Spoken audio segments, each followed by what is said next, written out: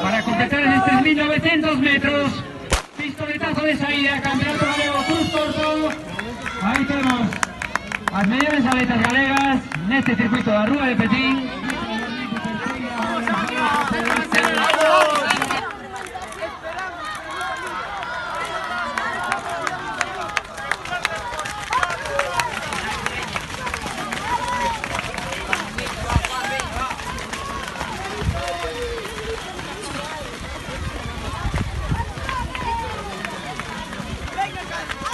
Vamos Xavi, vamos Jorge, vamos con ellos,